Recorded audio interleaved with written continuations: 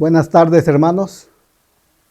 Bienvenidos al tema titulado Justificación por la Fe. Hermanos, este tema es un tema muy controversial en la Iglesia Adventista del Séptimo Día, puesto que unos dicen que no tenemos que hacer absolutamente nada para poder ser salvos. Cristo ya murió por nosotros y nosotros automáticamente por ese sacrificio ya somos salvos.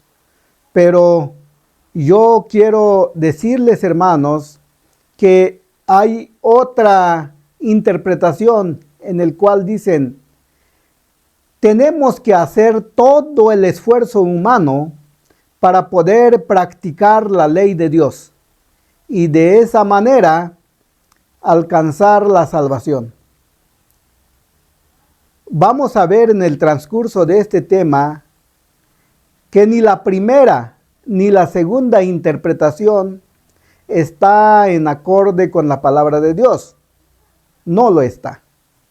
Por esa razón, hermanos, los invito para que podamos pedir la dirección del Espíritu Santo para que nos guíe a toda la verdad sobre este importante tema. Vamos a orar.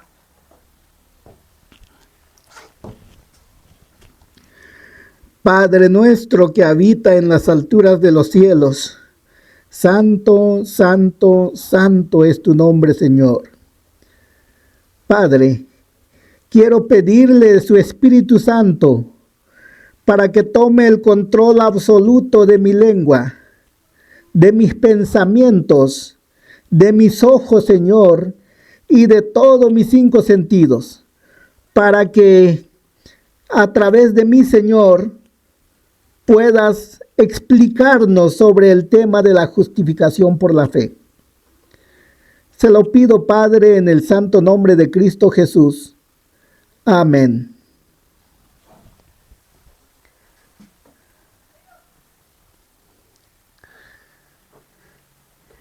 Hermanos, hemos encontrado las dos interpretaciones de la justificación por la fe. Sin embargo, quiero estudiar con ustedes sobre esta investigación que hice. Y los invito para que estudiemos el libro Reflejemos a Jesús, página 74, párrafo 6. Dice a la letra: ¿por qué se hallan tan callados nuestros labios acerca del tema de la justicia de Cristo y su amor por el mundo? ¿Por qué no le damos a la gente lo que reavivará y reanimará con nueva vida? En el mismo libro, en la página 74, párrafo 5, dice: la fe de Jesús no es comprendida. Debemos hablar de ella, debemos vivirla, debemos orar por ella y educar a las personas a que lleven esta parte de su mensaje a su vida diaria. Entonces, con estas citas podemos alcanzar a entender que el tema de la justicia de Cristo no se predica mucho. Están callados nuestros labios, dice la palabra inspirada, y la fe de Jesús no ha sido comprendida.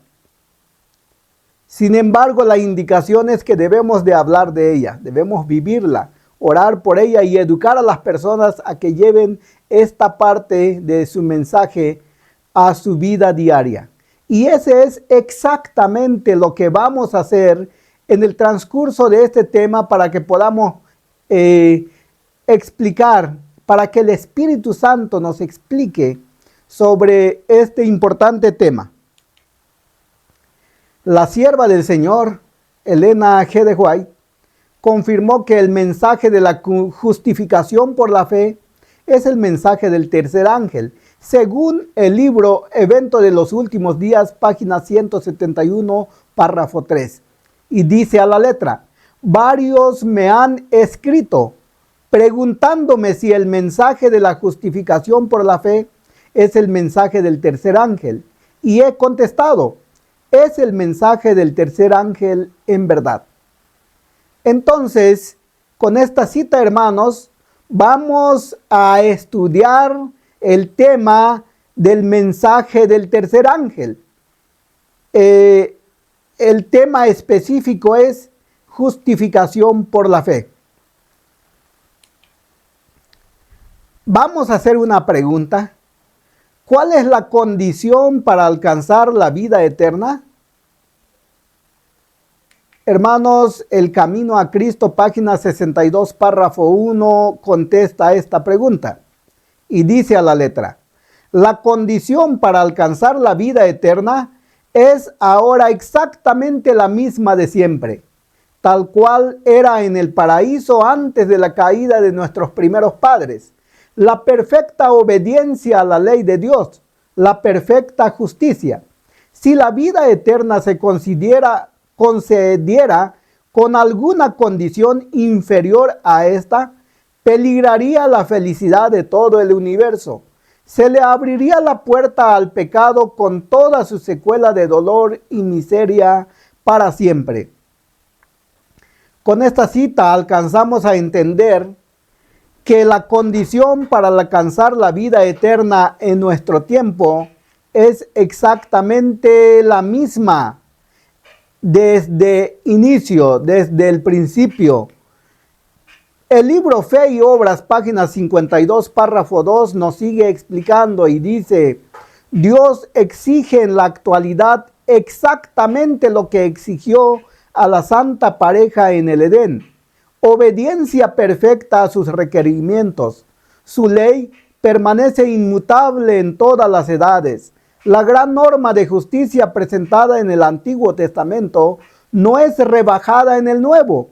No es la función del Evangelio debilitar las demandas de la santa ley de Dios, sino elevar a los hombres para que puedan guardar sus preceptos.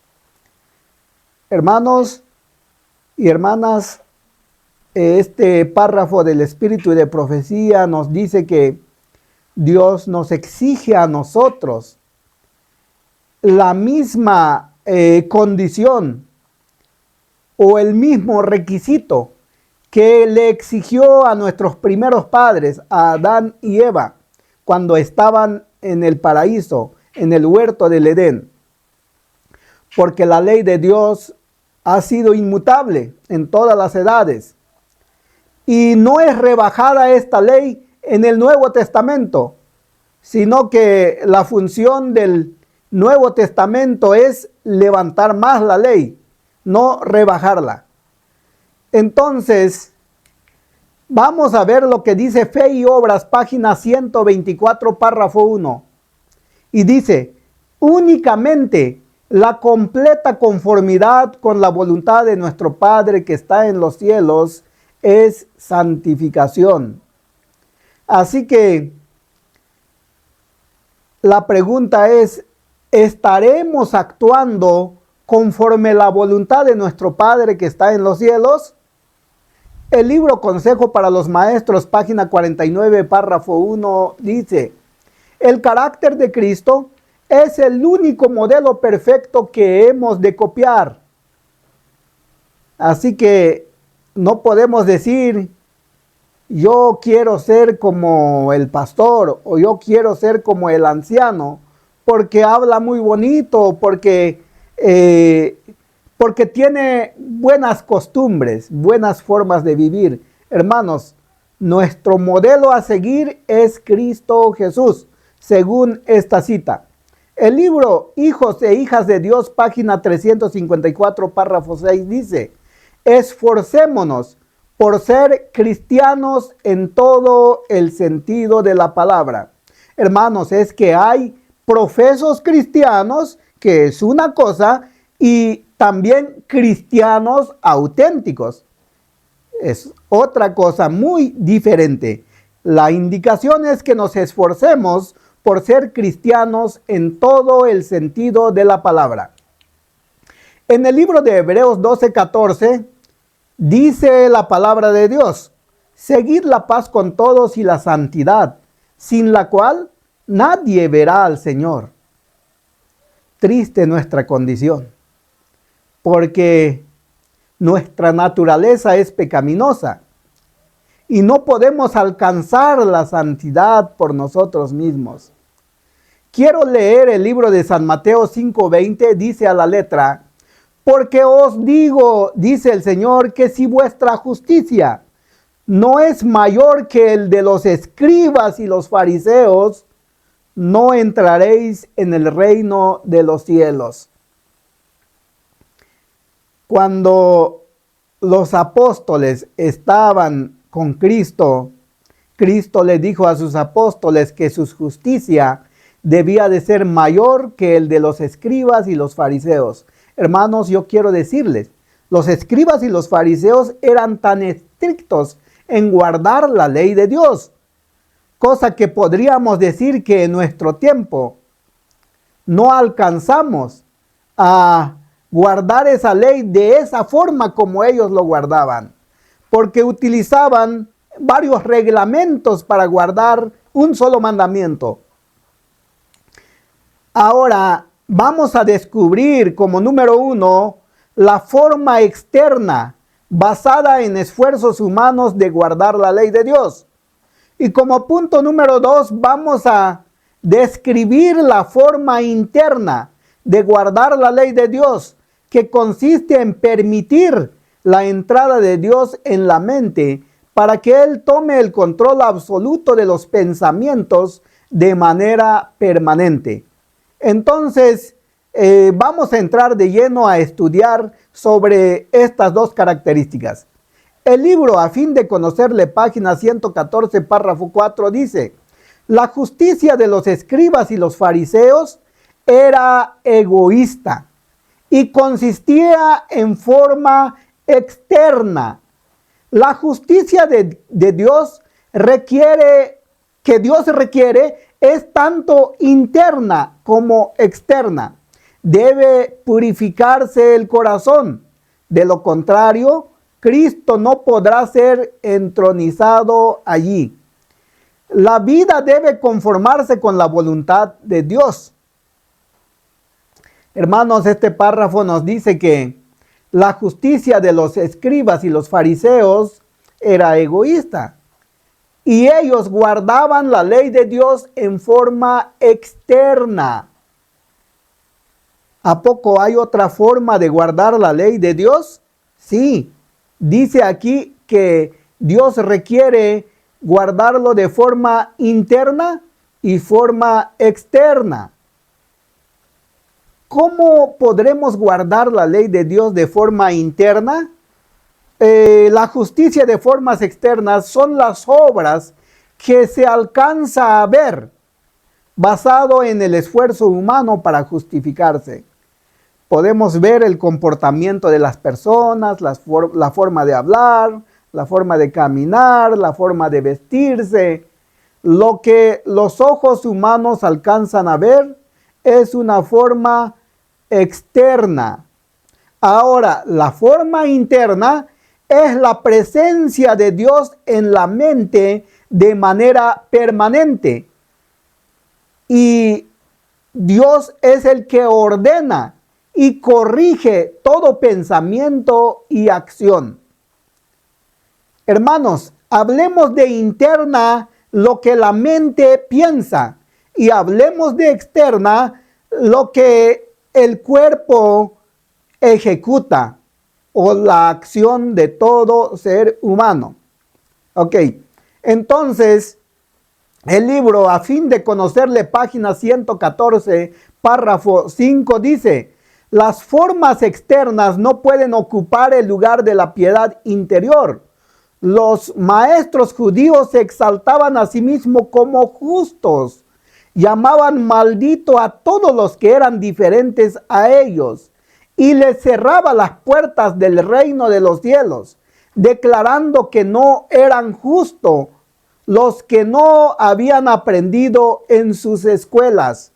Pero con todas sus críticas y exigencias, con todas sus formas y ceremonias, era una ofensa para nuestro Dios.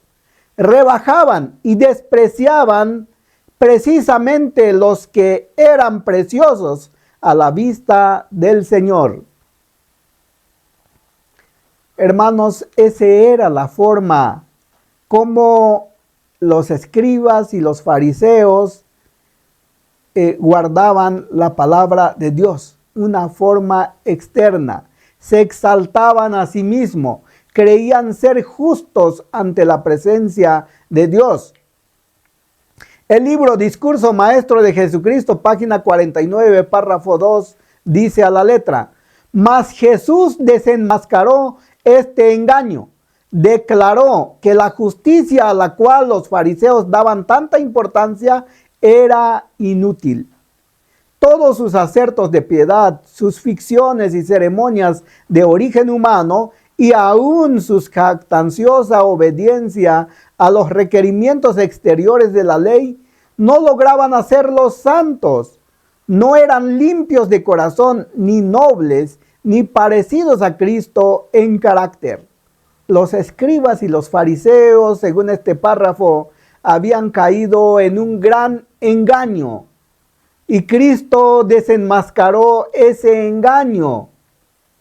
Es que ellos guardaban la ley de Dios de una forma externa. Obedecían la ley de Dios ante la vista de los hombres. Sin embargo, sus pensamientos estaban sucios. Es decir, hermanos, el origen de esa acción no provenía de verdad. Pensaban una cosa y hacían otra cosa. El libro Discurso Maestro de Jesucristo, página 50, párrafo 2, dice: en el servicio que profesaban prestar a Dios, los judíos trabajaban en realidad para sí mismos.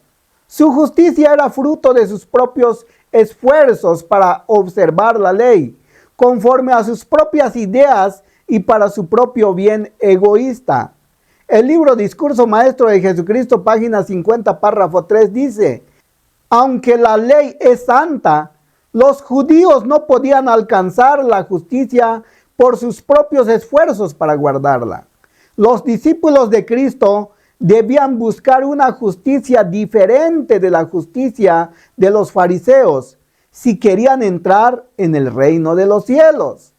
Los judíos no podían alcanzar a guardar la ley santa, por sus propios esfuerzos.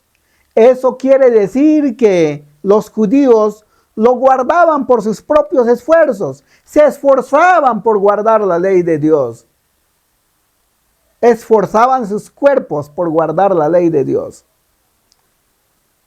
Pero aquí nuestro Señor Jesucristo estaba revelando una gran verdad sobre ellos.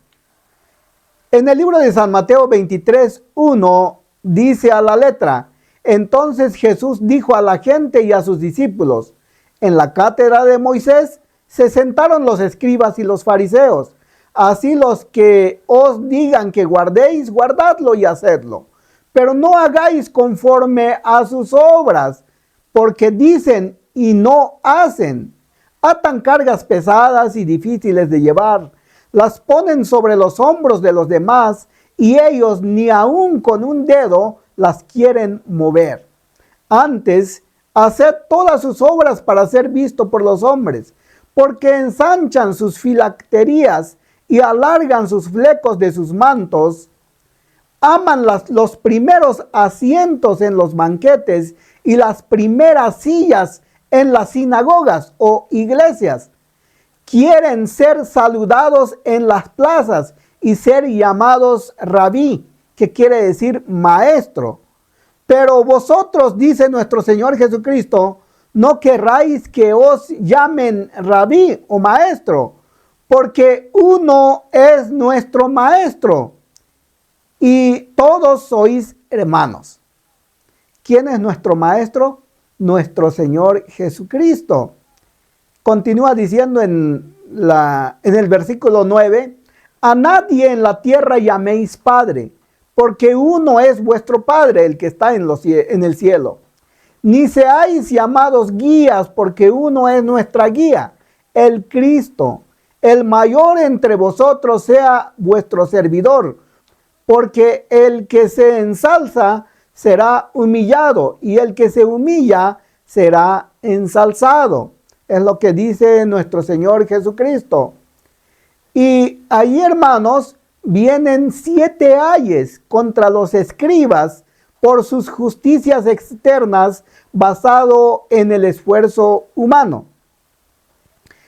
Antes de leer esto, hermanos, quiero decirles que los escribas y los fariseos, los judíos en el tiempo de Cristo, ellos sí guardaban la ley. Ellos sí lo llevaban de una forma estricta. Pero hay algo más que hace falta según las indicaciones de Dios. Hay algo más que guardar de forma externa, que esforzarse por guardar la ley de Dios. Y ese algo más, hermanos, es lo que vamos a entender en el transcurso de este tema. San Mateo 23:13 dice: ay de vosotros, escribas y fariseos hipócritas, ¿por qué cerráis el reino de los cielos ante los hombres? Ni vosotros entráis, ni dejáis entrar a los que están entrando. Ay de vosotros, escribas y fariseos hipócritas, ¿por qué devoráis las casas de las viudas y por pretexto hacéis largas oraciones? Por eso llevaréis mayor condenación. Ay de vosotros, escribas y fariseos hipócritas, ¿por qué rodeáis la tierra y el mar por hacer un prosélito? Y una vez ganado, lo que hacéis 2 veces más hijo del infierno que vosotros. Ay de vosotros, guías ciegos, ¿por qué decís el que jura por el templo no es nada, pero el que jura por el oro del templo es deudor? Insensatos y ciegos, ¿qué es mayor, el oro o el templo que santifica al oro? Y decís, el que jura por el altar no es nada, pero el que jura por el presente que está sobre él es deudor. Ciegos, ¿qué es mayor, la ofrenda o el altar que santifica a la ofrenda? Pues el que jura por el altar, jura por él y por todo lo que está sobre él. El que jura por el templo, jura por él y por el que habita en él. Y el que jura por el cielo, jura por el trono de Dios y por el que se sienta sobre él. Ay de vosotros, escribas y fariseos hipócritas, ¿por qué dais el diezmo de la menta, el eneldo y el comino y dejáis lo más importante de la ley, a saber la justicia, la misericordia y la fidelidad? Esto es necesario hacer, sin dejar lo otro.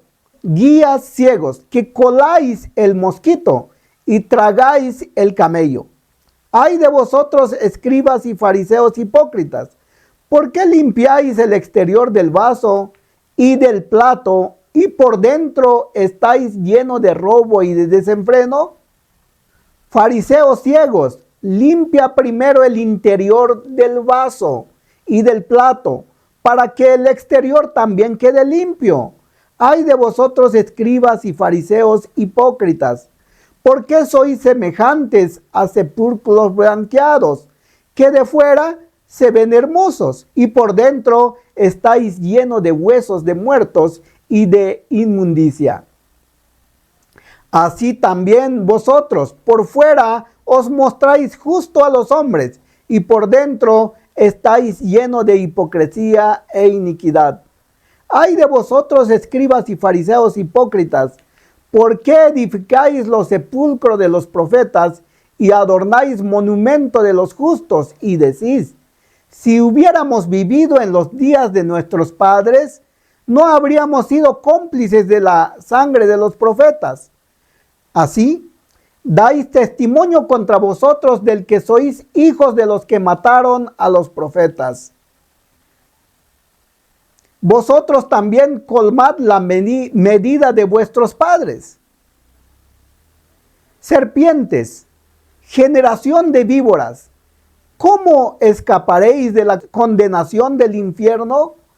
Por tanto, os voy a enviar profetas, sabios y escribas, y a unos mataréis y crucificaréis, y a otros azotaréis en vuestras sinagogas, y perseguiréis de ciudad en ciudad, para que caiga sobre vosotros toda la sangre justa que se ha derramado sobre la tierra, desde la sangre de Abel el justo hasta la sangre de Zacarías, hijo de Berequías, a quien matasteis entre el templo y el altar. Os aseguro que todo esto recaerá sobre esta generación. Entonces, después de haber dicho todo esto sobre los escribas y los fariseos, nuestro Señor Jesucristo hizo un lamento sobre Jerusalén y dijo: Jerusalén, Jerusalén, que matas a los profetas y apedreas a los que te son enviados a ti. ¿Cuántas veces quise juntar a tus hijos como la gallina junta a sus polluelos bajo sus alas, y no quisisteis? Hipócritas, bien profetizó Isaías de vosotros: este pueblo me honra con sus labios, pero su corazón, que se refiere a la mente, está lejos de mí. En vano me honran enseñando como doctrinas mandamientos de hombres. Ellos estaban enseñando o tratando de engrandecer la ley de Dios, pero de una forma equivocada. Por lo tanto, nuestro Señor Jesucristo dice: de labios me honran, pero su mente está lejos de mí. San Mateo 15:18 dice: pero lo que sale de la boca viene del corazón o de la mente, y eso contamina al hombre, porque del corazón, o refiriéndose a la mente, salen los malos pensamientos, los homicidios, los adulterios, las fornicaciones, los robos, los falsos testimonios y las calumnias. Esto contamina al hombre. Romanos 3:9 dice que pues, ¿somos nosotros mejores que ellos? Dice el apóstol Pablo: de ninguna manera, porque ya hemos probado que tanto judíos como gentiles todos están bajo pecado. Pues escrito está: no hay justo ni aun uno, no hay quien entienda, no hay quien busque a Dios. Todos se desviaron, se echaron a perder, no hay quien haga lo bueno, no hay ni aun uno. Sepulcro abierto es su garganta, con su lengua urden engaños. Veneno de áspides hay en sus labios. Su boca está lleno de maldición y amargura. Sus pies se apresuran a derramar sangre. Quebranto y desventura hay en sus caminos. No conocen camino de paz. No hay respeto de Dios ante sus ojos. Qué terrible declaración. Hermanos, nuestro Señor Jesucristo, después de haber dicho estas palabras, en el libro de San Mateo 19:25, al oír esto, sus discípulos se espantaron en gran manera y dijeron: entonces, ¿quién podrá salvarse? Jesús los miró y les dijo: esto es imposible para los hombres, pero para Dios todo es posible. Vamos a ver lo que dice el Camino a Cristo, página 18, párrafo 1. Es imposible que escapemos por nosotros mismos del hoyo del pecado en el que estamos sumidos. Nuestro corazón es malo y no lo podemos cambiar. ¿Quién podrá sacar cosa limpia de inmunda? Ninguno. El ánimo carnal es enemistad contra Dios, pues no está sujeto a la ley de Dios, ni a la verdad lo puede estar. La educación, la cultura, el ejercicio de la voluntad, el esfuerzo humano, todos tienen su propia esfera, pero no tienen poder para salvarnos. Pueden producir una corrección externa de la conducta, pero no pueden cambiar el corazón, o lo que se refiere a la mente. No podemos cambiar la mente. No pueden purificar las fuentes de la vida. Debe haber un poder que obre desde el interior, una vida nueva de lo alto, antes que el hombre pueda convertirse del pecado a la santidad. Ese poder que debe de obrar en el interior de cada ser humano, ese poder es Cristo. Únicamente la gracia puede vivificar las facultades muertas del alma y atraer esta a Dios, a la santidad.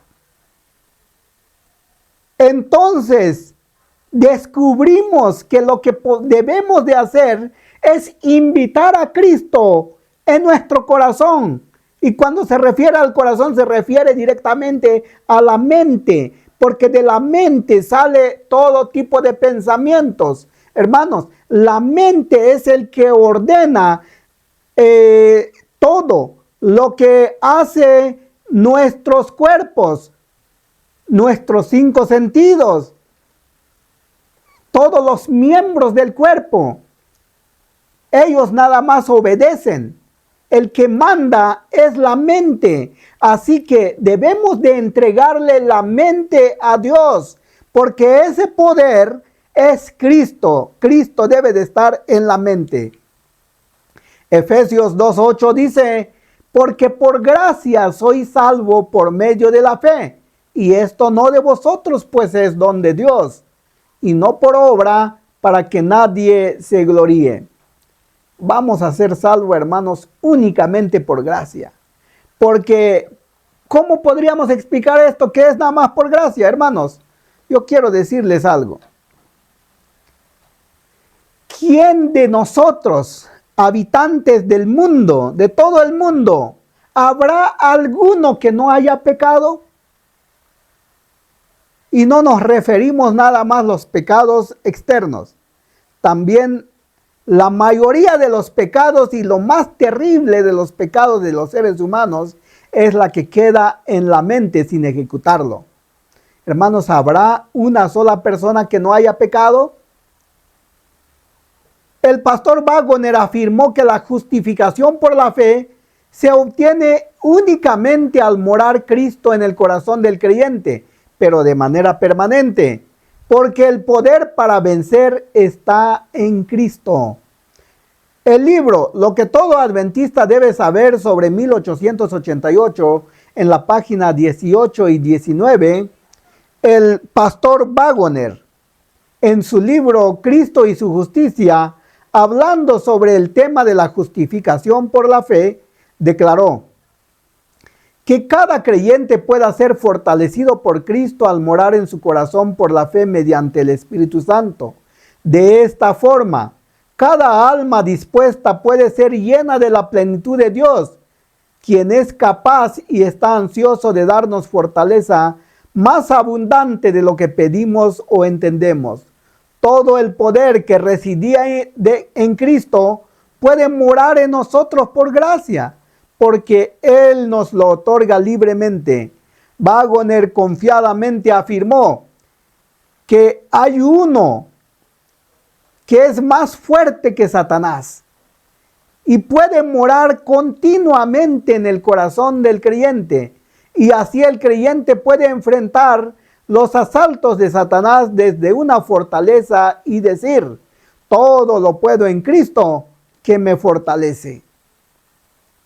El pastor Waggoner afirmó que la victoria de todo cristiano demanda ceder constantemente a la voluntad de Dios. Alejado de ella, no hay victoria. Su amonestación inicial, cuando inició su predicación sobre la justicia de Cristo, es esto: mantengan sus ojos, mantengan sus pensamientos, mantengan sus afectos en Jesús. Hermanos, aquí voy a tomar una frase muy clara: mantengan sus pensamientos en Jesús. Hermanos, ¿por qué es necesario que mantengamos nuestros pensamientos en Jesús? Cuando Cristo mora en el corazón, eliminará todo el pecado cuanto exista en el corazón. Y cuando me refiero en el corazón, hermanos, me refiero directamente a la mente. porque en sí, donde se maquina todo pensamiento y acción, es en la mente. Primera de Juan 3:5 dice, pero vosotros sabéis que Cristo apareció. ¿Para qué? Para quitar nuestros pecados. Y en Él, es decir, en Cristo no hay pecado. La única forma de alcanzar la santidad, hermanos, es permaneciendo en nuestro Señor Jesucristo, porque el pecado es la separación del ser humano a nuestro Señor Jesucristo. En el libro de Primera de Juan 3:6 dice, todo el que permanece en Él, es decir, en Cristo, no sigue pecando. El que sigue pecando no lo ha visto ni lo ha conocido. Terrible declaración. ¿Por qué seguimos pecando entonces, hermanos? ¿Por qué no hemos podido purificar nuestros pensamientos para que Cristo more en el corazón, es decir, en la mente, para que Él tome el control absoluto de todo nuestro cuerpo? Es porque no permanecemos en Cristo, por eso seguimos pecando. Porque el que permanece en Cristo ya no peca. Nuestro Señor Jesucristo declaró esta verdad. En el libro de San Juan 15:4 dice, permaneced en mí y yo en vosotros. Como la rama no puede llevar fruto por sí sola si no permanece en la vid, así tampoco vosotros si no permanecéis en mí. ¿Qué pasaría? Estas flores, como ustedes ven, es natural, está sembrado, tiene raíz, tiene tallo. ¿Qué pasaría, hermanos, si cortamos este gajo al tronco y ya es totalmente independiente? Hermanos, quiero decirles que en tan poquito tiempo esta rama se secaría porque lo cortaríamos aquí. Es lo mismo que dice nuestro Señor Jesucristo. Permaneced en mí, dice Él, y yo en vosotros. Porque la rama no puede llevar fruto por sí sola, si no permanece en la vid, es decir, en el tronco. Así tampoco vosotros, si no permanecéis en mí. Y nuestro Señor Jesucristo dice, yo soy la vid. Él es el tronco donde debemos de permanecer. Y nosotros las ramas, dice. El que permanece en mí y yo en él, este lleva mucho fruto. Pero separados de mí, nuestro Señor Jesucristo dijo, nada podéis hacer. ¿Qué significa permanecer en Cristo? El libro Comentario Bíblico Adventista, tomo 5, página 1017, afirma, permanecer en Cristo significa que el alma diariamente debe estar en constante comunión con Jesucristo y debe vivir la vida de Cristo. ¿Qué es el alma? El alma, hermanos, es nuestro ser completo. Porque la palabra de Dios dice que cuando Cristo hizo una escultura a su imagen, lo hizo en el barro, y entonces era solo, podríamos decir, una obra de arte, pero muerta. Sin embargo, cuando le dio soplo de vida, la unión de ese cuerpo con el soplo de vida fue un alma viviente. Por lo tanto, cuando el ser completo diariamente está en constante comunión con Jesucristo y vive la vida de Cristo, significa que él permanece en Cristo. El deseado de todas las gentes, página 630, párrafo 3, dice, el estar en Cristo significa recibir constantemente de su Espíritu una vida de entrega sin reserva a su servicio. El conducto de comunicación debe mantenerse continuamente abierto entre el hombre y su Dios. Como el sarmiento de la vid recibe constantemente la savia de la vid viviente, así hemos de aferrarnos a Jesús y recibir de Él por la fe, la fuerza y la perfección de su propio carácter. Hermanos, debe de ser nuestra preocupación mantener ese conducto de comunicación continuamente abierto entre nosotros y Dios. ¿Cuál es ese conducto de comunicación que debe mantenerse continuamente abierto?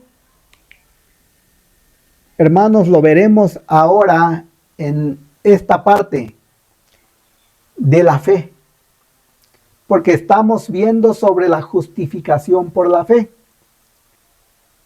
Y aquí vamos a llegar al punto clave. Fe y obras, página 24, párrafo 2, dice, ¿qué es la fe? Es la certeza de lo que se espera y la convicción de lo que no se ve, según Hebreos 11:1.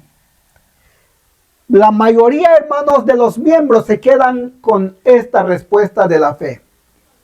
¿Entendimos qué significa la fe? ¿Alcanzamos a comprender en su totalidad? Hermanos, este libro lo explica y dice, es el asentamiento de la mente a las palabras de Dios, que ciñe el corazón en voluntaria consagración y servicio a Él.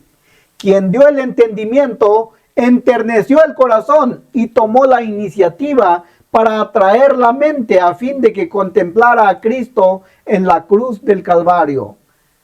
La fe es rendir a Dios las facultades intelectuales, entregarle la mente y la voluntad y hacer de Cristo la única puerta para entrar en el reino de los cielos. Les voy a dar la clave para rendir todas las facultades intelectuales y la mente a Dios. Y se encuentra en el libro de 1 de Tesalonicenses 5:17 y dice, orad sin cesar. ¿Qué significa orad sin cesar?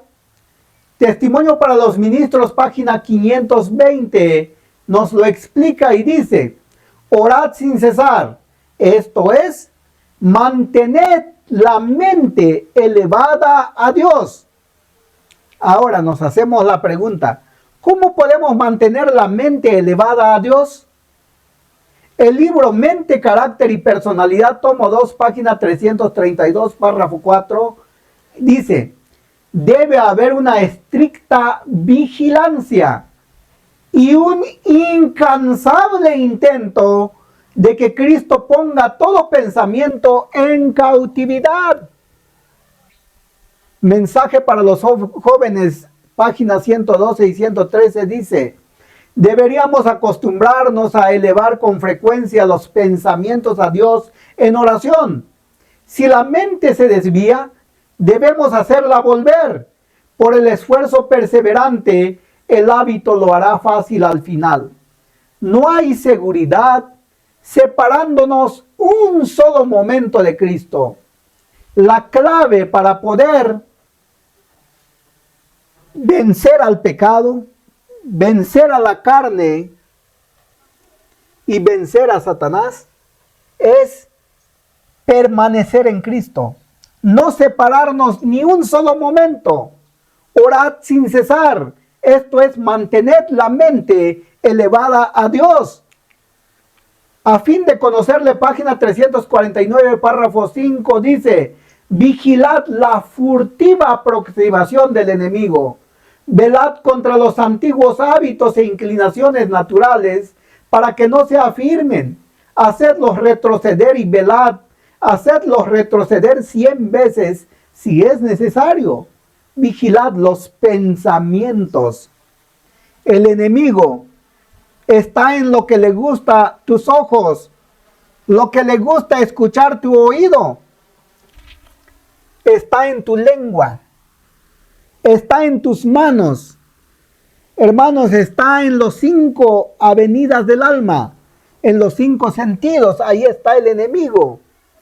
Y está en la voluntad, lo que le gusta hacer el ser humano por naturaleza. Allí está el enemigo. Por eso el apóstol Pablo dijo, porque no tenemos lucha contra sangre ni carne, sino contra principados, potestades y gobernadores de las tinieblas de este siglo, contra espíritu de maldad en las regiones celestes. La mente, hermanos, es el laboratorio donde trabaja el enemigo, pero también donde Cristo quiere ocupar. Porque allí es donde da todas las indicaciones para que el cuerpo lo ejecute. El libro El deseado de todas las gentes, página 630, párrafo 1, dice: esta unión con Cristo, una vez formada, debe ser mantenida. Este no es un contacto casual, ninguna unión que se realiza y se corta luego. Dijo Jesús: la vida que habéis recibido de mí puede conservarse únicamente por la comunión continua. Sin mí no podéis vencer un solo pecado, ni resistir una sola tentación. Sin Cristo, hermanos, no podemos ser santos. Podremos cambiar nuestras acciones, lo que el ser humano alcanza a ver, mas no nuestro espíritu, es decir, nuestros pensamientos. El libro Recibiréis Poder, página 63, párrafo 2, nos dice que debe haber una conexión viviente entre la criatura y su Redentor. El canal de comunicación entre ambos tiene que permanecer continuamente abierto para que el ser humano pueda crecer en la gracia y el conocimiento de su Señor. Si ustedes se dan cuenta en la imagen, Cristo está allá en el cielo y un hombre está aquí en la tierra. Y hay una conexión como una luz que está conectado de la mente del hombre a la mente de Cristo. Es necesario que mantengamos nuestra mente todo el tiempo conectado con la mente de Cristo. De esa forma es como podemos darle entrada a Cristo en nuestro corazón. Porque nuestro Señor, en el libro de Apocalipsis 3:20, dice: he aquí yo estoy a la puerta y llamo. Cristo está representado como quien está allá afuera de la puerta y está tocando y dice: si alguno de ustedes que están allá adentro oyen mi voz y abre la puerta, yo quiero entrar a Él. Miren nada más qué es lo que quiere el Señor: entrar en nosotros, cenar con Él, comer lo que Cristo quiere, no lo que nosotros queremos. Y Él conmigo. Cristo en nosotros y nosotros en Él. Esta es la unión de la humanidad con la divinidad. Cuando Cristo toma el control absoluto de nuestra mente, entonces de manera natural todas nuestras acciones va a ser lo que de la mente está lleno de la presencia de Dios. Esa es la justicia de Cristo, hermanos. Fe y Obras, página 17, párrafo 2, dice: la justificación por la fe está más allá de controversias. Y toda esta controversia termina tan pronto como se establece el punto de que los méritos de las buenas obras del hombre caído nunca pueden procurarle la vida eterna.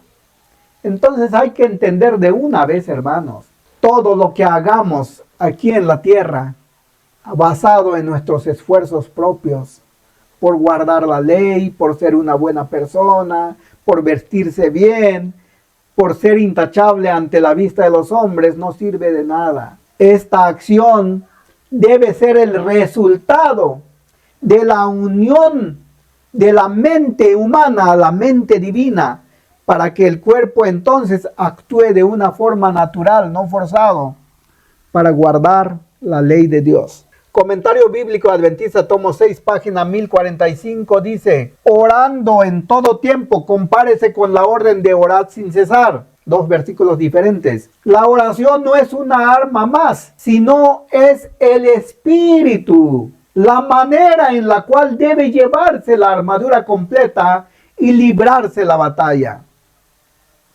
Pablo insta a sus lectores a que la oración sea en ellos, miren lo que dice aquí, un estado mental continuo, una actitud de permanente comunión con Dios. Ese es lo que el Señor quiere de nosotros, un estado mental continuo en la palabra de Dios y platicando con Él. Obreros Evangélicos, página 302, párrafo 3, dice: Dios toma a los hombres como son y los educa para su servicio.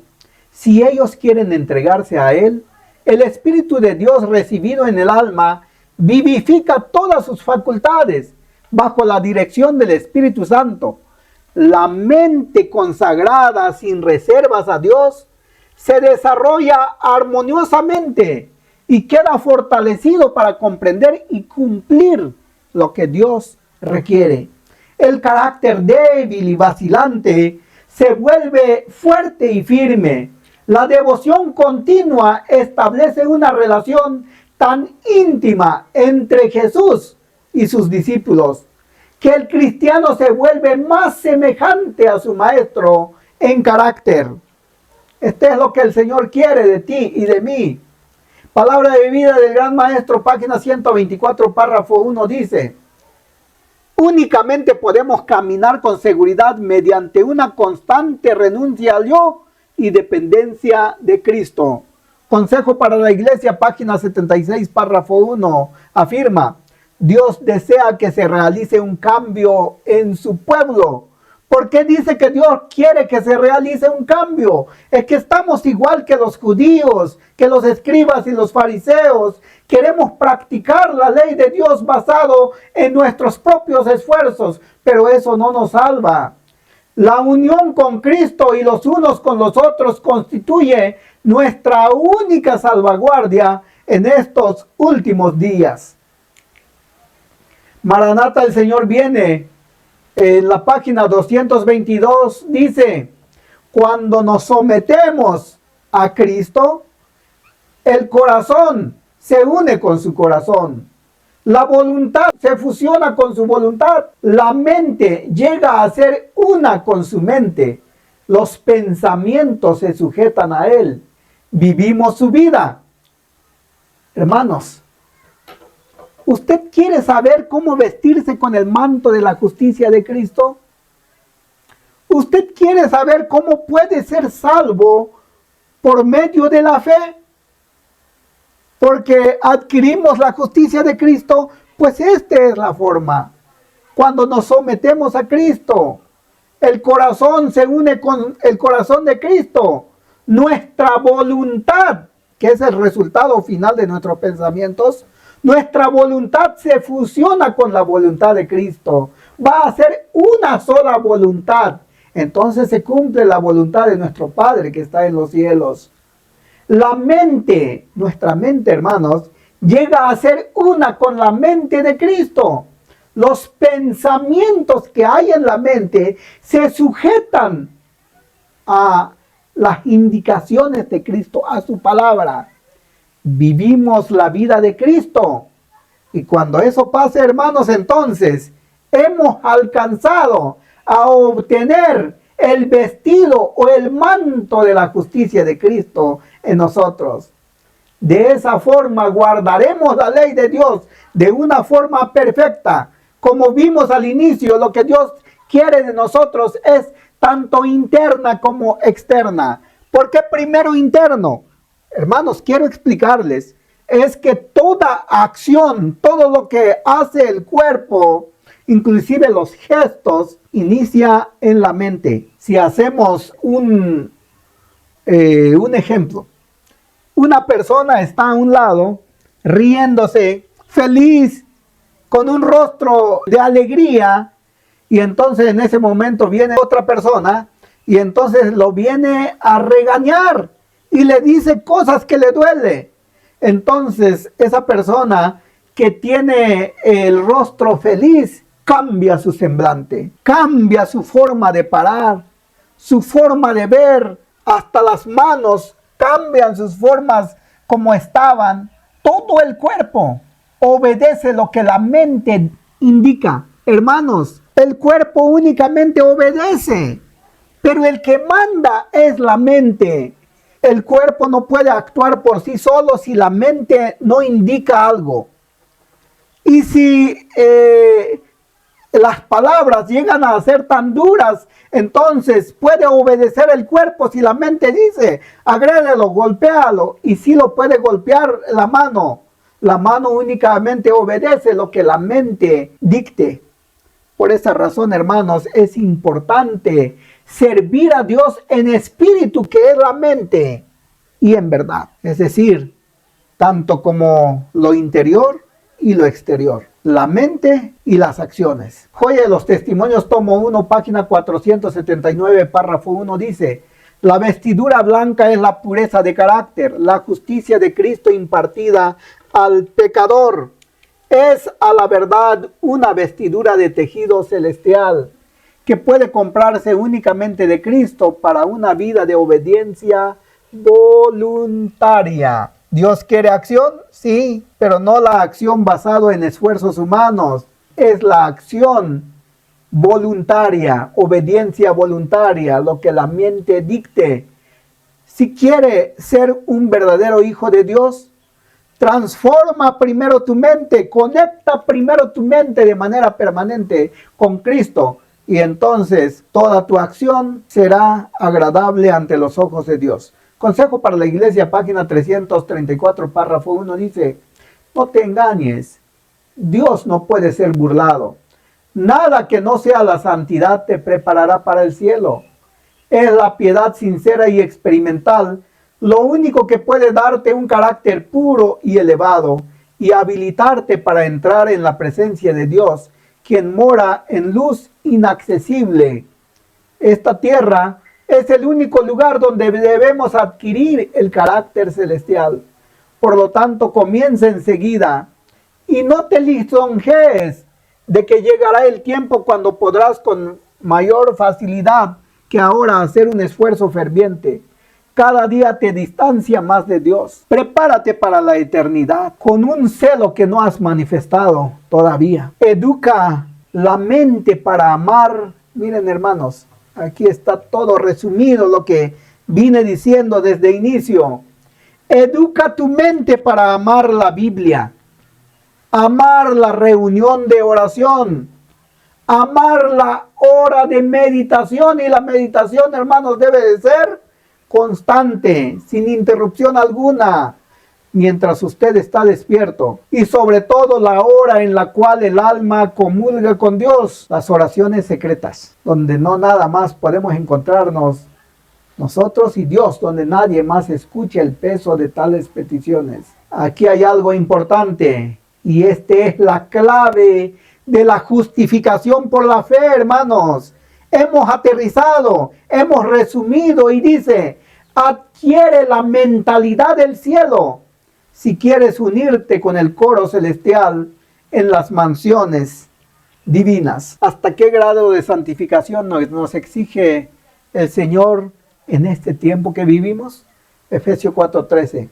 Hasta que todos lleguemos a la unidad de la fe y del conocimiento del Hijo de Dios, a un estado perfecto, a la madurez de la plenitud de Cristo. Hasta ese grado, hermanos, cuando todos estamos al mismo nivel de conocimiento del Hijo de Dios, a un mismo nivel de fe, a un estado perfecto, hasta que lleguemos a la altura de la plenitud de Cristo. Nadie ha alcanzado hasta este momento. Es imposible para nosotros los seres humanos, pero para Dios todo es posible. La fe por la cual vivo, página 294, párrafo 2, dice: San Pablo declara que los dones y manifestaciones del Espíritu fueron dados a la Iglesia para el perfeccionamiento de los santos, para la obra del ministerio, para la edificación del cuerpo de Cristo, hasta que todos lleguemos a la unidad de fe y del conocimiento del Hijo de Dios, al estado de hombre perfecto, a la medida de la estatura de la plenitud de Cristo, según Efesios 4, 12 y 13. En el tiempo de los apóstoles, cuando después de la muerte de Cristo, 50 días después que Cristo murió, descendió el Espíritu Santo en poder, se manifestó el Espíritu Santo, dando diferentes dones. Hasta ese momento fue que los discípulos fueron perfeccionados en sus obras. La fe por la cual vivo, página 294, párrafo 3, dice: el Señor ha anunciado por boca del profeta Joel que una manifestación especial de su espíritu se realizaría en el tiempo que vendría inmediatamente antes de las escenas del gran día de Dios, según Joel 2:28. Entonces se va a manifestar nuevamente el Espíritu de Dios. La fe por la cual vivo, página 294, párrafo 4.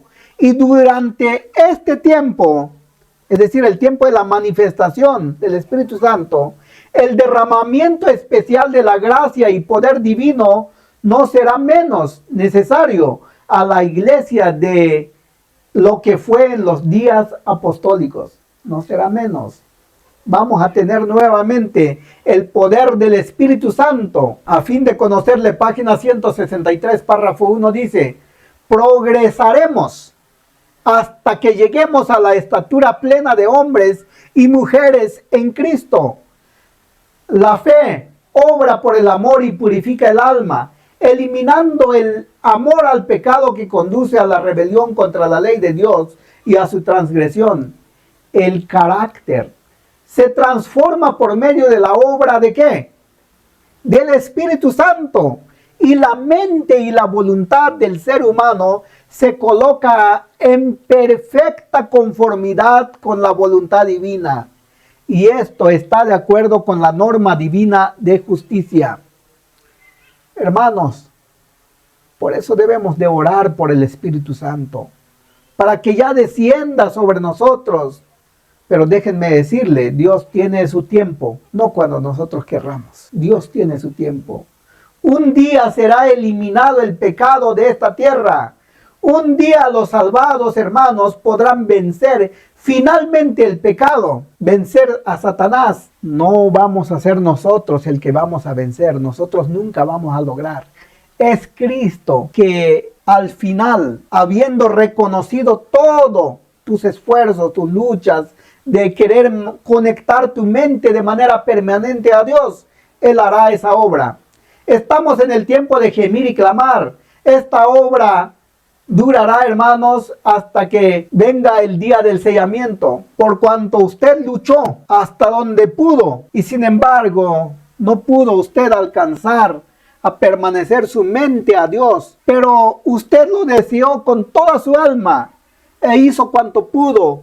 Entonces el Señor hará el resto. Pero usted tiene que desearlo. Usted tiene que iniciar ese trabajo. Usted tiene que anhelar permanecer en Cristo de manera permanente. Si usted no lo hace, si usted no lo anhela, si usted no lo desea, si usted no se esfuerza por mantener su mente a Dios, hermanos, nada de lo que usted haga en esta tierra por sus acciones le sirve para poder ganar el cielo. Nadie puede ganar el cielo. Es por gracia, hermanos. Por eso la palabra de Dios dice, porque por gracia soy salvo por medio de la fe. Nosotros no vamos a lograr. Cristo es el que va a hacer la obra final. Filipenses 1:6 dice, estando convencido de esto. ¿De cuál? De la fe, hermanos. Estando convencido de esto, que el que en vosotros comenzó la buena obra, la perfeccionará hasta el día de Cristo Jesús. ¿Cuál es el día de Cristo Jesús? El día grande y terrible, hermanos. El día que Dios visita a su iglesia. El día que Dios purifica a su iglesia. El día que Dios separa el trigo y la cizaña en la iglesia, porque Dios primero purifica su iglesia y luego purifica al mundo entero. Por lo tanto, hasta ese día entonces, lo que Dios inició a hacer, la perfeccionará hasta ese día. Es decir, el trabajo que usted está haciendo de querer permanecer, de querer orar sin cesar, permanecer su mente constante a Dios sin interrupción alguna, y usted se da cuenta cuando inicia a practicarlo, que no pasará ni 5 minutos, ya desconectó su mente. Después puede aguantar hasta 10 minutos, 15 minutos, media hora, 1 hora, 2 horas, 3 horas, un día completo. ¡Felicidades! Dios te ha ayudado. Usted se da cuenta que No es fácil conectar la mente de manera permanente a Dios y después usted va a ir logrando más días y más días en permanente comunión con Dios. Esa fue la forma como Enoc caminó con Dios mentalmente. Vivía como que si estuviera en la presencia de Dios.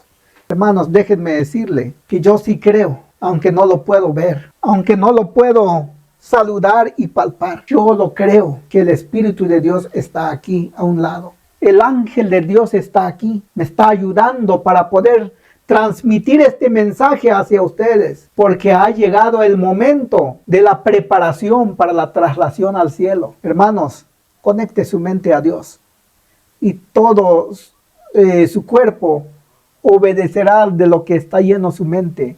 Las indicaciones de la palabra de Dios que está en su mente es lo que hará tu cuerpo. Va a haber una victoria final sobre el pecado, según Jeremías 31:33.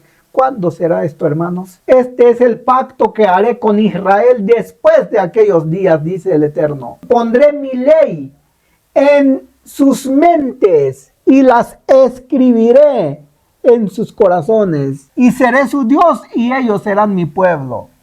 Y cuando llegue ese momento, cuando el Señor ponga su ley en mi mente, cuando el Señor escriba en mi corazón, y entonces yo seré el pueblo de Dios. Yo seré un verdadero hijo de Dios. Y cuando llegue ese momento, ninguno más enseñará a su prójimo ni a su hermano diciendo, ¿conoces al Señor?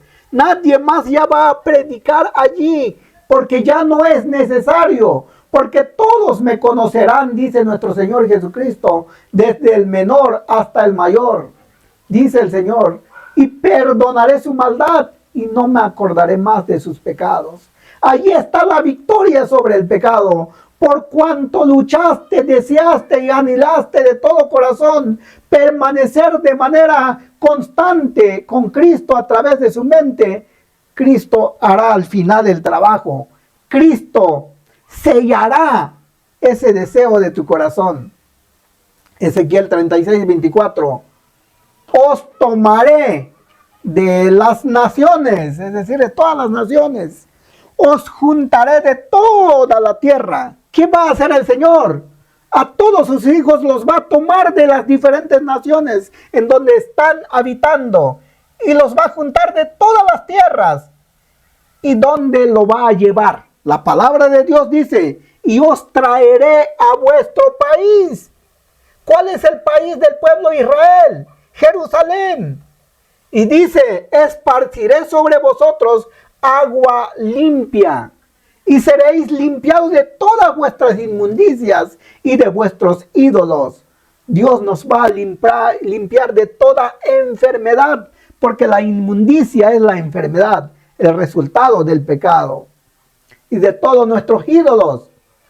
Y dice el Señor, os daré un corazón nuevo. Ya no el corazón humano, ya no el corazón inclinado al pecado. Dios nos dará un nuevo corazón y pondré un espíritu nuevo dentro de vosotros. Quitaré de vuestra carne el corazón de piedra y os daré un corazón de carne. ¿Qué significa esto? Que Dios nos dará un corazón nuevo y nos pone un espíritu nuevo dentro de nosotros. Hermanos, ¿recuerdan cuando Adán y Eva, cuando Adán en específico, le puso un soplo de vida y le dio su espíritu para que pudiera ser un alma viviente? Hermanos, Adán y Eva servían a Dios de una forma natural en ese huerto del Edén, pero tenían que obedecer la ley de Dios de una forma perfecta y no lo hicieron. Pero el Señor va a cumplir su propósito con nosotros. Dice el Señor, pondré mi espíritu dentro de vosotros y haré. No nosotros, hermanos, vamos a hacer. Él es el que va a hacer que andemos en sus mandamientos, que guardemos sus normas y las podemos cumplir. Él es Cristo el que va a hacer. Por eso luchemos cuanto podamos, no vamos a poder ganar nosotros la victoria. Cristo en unión con nosotros sí se puede hacer, porque es Cristo quien manda en tu mente, es Cristo quien ordena todo tu cuerpo, los miembros de tu cuerpo. En aquel día habrá un manantial abierto para la casa de David y para los habitantes de Jerusalén, para lavar el pecado y la inmundicia. Qué bonito que Dios lave todos nuestros pecados y quedemos tan puros. Y entonces Dios nos quita toda enfermedad en aquel día. Hermanos, va a haber una victoria final también sobre la muerte. 1 Corintios 15:50 dice: sin embargo, os digo, hermanos, que la carne y la sangre no puede heredar el reino de Dios, ni la corrupción hereda la incorrupción. Os voy a decir un misterio. No todos dormiremos, es decir, no todos moriremos, pero todos seremos transformados en un instante, en un abrir de ojos a la final trompeta, porque se tocará la trompeta y los muertos serán resucitados incorruptibles y nosotros seremos transformados, porque es necesario que esto corruptible sea vestido de incorrupción y esto mortal vestido de inmortalidad. Y cuando este corruptible sea vestido de incorrupción, cuando llegue ese día, y esto mortal, el cuerpo mortal, sea vestido de inmortalidad, entonces se cumplirá la palabra escrita: sorbida es la muerte con victoria. Ya no habrá más muerte, no habrá más llanto, ni clamor, ni dolor, porque las primeras cosas ya pasaron. Habrá terminado al fin la muerte. Habremos vencido al fin a Satanás, pero no nosotros, es Cristo en nosotros. Por lo tanto, hace la pregunta el apóstol Pablo: ¿dónde está, oh muerte, tu aguijón? ¿Dónde, oh sepulcro, tu victoria? Ya que el aguijón de la muerte es el pecado, y el poder del pecado es la ley. Pero gracias a Dios que nos da la victoria por medio de nuestro Señor Jesucristo. Es necesario que usted y yo nos esforcemos con todo el poder que Dios nos ha dado para hacer permanecer la mente en Cristo Jesús. Cada paso que demos en nuestro camino, cada segundo que pasa de nuestra existencia, debemos estar pensando en la palabra de Dios, meditando su palabra, platicando con Él. Por último, les doy la forma cómo podemos orar sin cesar. Orar sin cesar no solo es hablar y hablar y hablar con Dios. No podemos cansarlo con todas nuestras peticiones. Dos personas, dos amigos, platican. Cuando uno habla, el otro escucha. Y cuando el otro habla, el primero escucha. Debemos de aprender a escuchar a Dios. Nosotros hablamos y le decimos nuestras peticiones y agradecimientos a Dios, porque la oración está llena de peticiones y agradecimientos. Pero Dios también habla hacia nosotros. ¿Y cómo habla Dios hacia nosotros? Hermanos, nada impide que su mente pueda elevar las peticiones a Dios, pero también nada impide que su mente escuche las indicaciones de su palabra. Un ejemplo les doy. Usted se encuentra en una crisis. Se da cuenta de que viene un toro frente a usted, muy bravo, y usted se espanta, quiere salir corriendo. Pero en ese momento, usted se encuentra platicando con Dios todo el tiempo. Y entonces quiere escuchar la voz de Dios que dice: no temas, porque yo estoy contigo. No desmayes, porque yo soy tu Dios que te esfuerzo. Siempre te ayudaré, siempre te sustentaré con la diestra de mi justicia. Y entonces llega a su mente esa palabra y lo medita. Y entonces usted se queda parado porque está consciente y está seguro de que hay un poder más fuerte que el suyo que está a un lado de usted. El ángel de Dios está a usted. Por lo tanto, usted sabe que no está solo. Está Dios con usted. Y su palabra le dijo: no temas, porque yo estoy contigo. Esa es la forma como nosotros escuchamos la voz de Dios. Recordando su palabra, meditando su palabra. Cada vez que lo necesitamos. Es hablar y escuchar. Y sobre todo, también cantar. Usted no solo puede cantar de forma externa. Es decir, cuando usted canta, pronuncia el canto. No, hermanos. también puede cantar mentalmente, puede elevarle un gran canto a Dios mentalmente, sin que nadie lo escuche. Y esto lo puede hacer usted estando en su trabajo, caminando, estando acostado en su cama, estando ahí con su familia, comiendo o donde quiera que usted esté. Nada impide que su mente esté en plática con Dios, expresando peticiones y escuchando la voz de Dios. Hermanos, gracias a Dios que nos ha dado este conocimiento de la palabra del Señor a través de la justificación por la fe. Usted será justificado únicamente por gracia, por medio de la fe. Y esto no es de nosotros, pues es don de Dios. Dios los bendiga.